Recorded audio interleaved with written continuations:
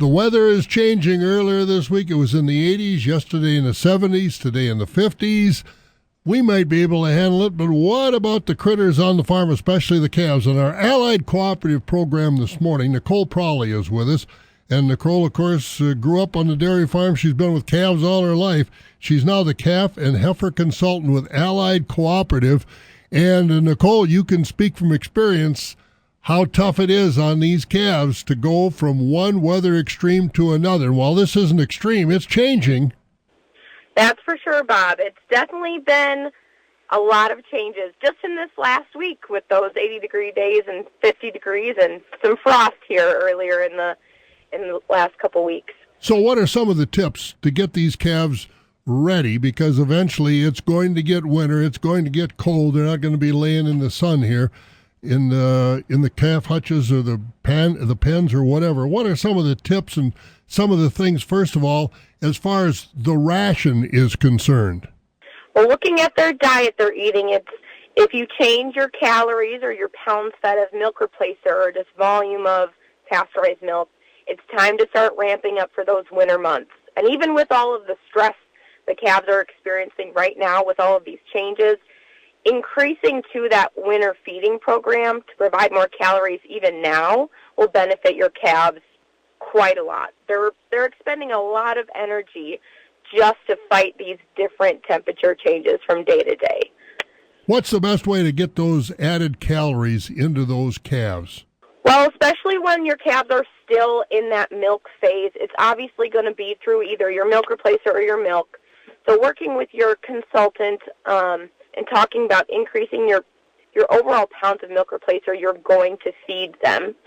And then as well as if it's the right move to increase the volume fed to your calves. So going from 2 quarts to 3 quarts or up to a gallon or 2 gallons a day. Of course, if you happen to change your grain mixes throughout the year, making sure your calf feed is optimal for the winter feeding months, making sure you have enough protein and have enough energy in those mixes to also help support that rumen development and just your overall gut health.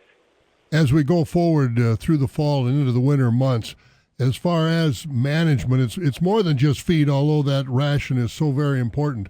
But what about other management tips to keep these calves and heifers healthy so they can be productive when they're called upon to start producing? Again, it's going to be managing those stressors. So obviously for young calves, it's time to get out those calf coats. Obviously on an 80-degree day, you don't really need those, but once we're hitting where we're averaging around 50 degrees and it's getting colder at night, we need to get those calf coats on. If they're not washed yet, let's get them washed, put them on, get ready to start bedding with straw if you don't already do that year-round, and really managing those transition periods just to make sure that those calves are successfully going through those stressful periods. If you're going from milk to a no-milk fed diet, we need to make sure we're providing them with enough attention, enough nutrition, and less stress so we don't have a coccidiosis outbreak or so we don't have any other viral infection or bacterial infection coming through your groups of calves. And that means when we go from a milk to a no-milk diet, testing that forage, that feed that you're feeding those calves to make sure it provides enough to replace what they've had in the milk replacer and all those other things, right? Exactly. And making sure during these times calves maybe aren't eating quite how you want them to because maybe they're just stressed and they're having a hard time finding where their calf grain is. So making sure they're truly eating enough before you take them off of milk. We can go based on a 60-day or 8-week time period or whatever your farm does. But if they're not eating 2 to 3 pounds of calf starter during that period and then you take their milk away, you're just stressing them out and they're not eating enough grain to fully go onto a grain and hay diet. And they can feel the change in the weather just like we do. Again, 80 earlier this week, 70s, now into the 50s. Take care of those calves and heifers. Get them through the fall and winter. Nicole, thank you. And I know you've got a traveling office and you're available all over the Allied Co-op area, right? Yes, I am. Wherever I'm needed, I go. All right, and she'll help you with your calf and heifer health challenges. Nicole Pralle, who is the calf and heifer consultant with Allied Cooperative I'm Bob Bosold.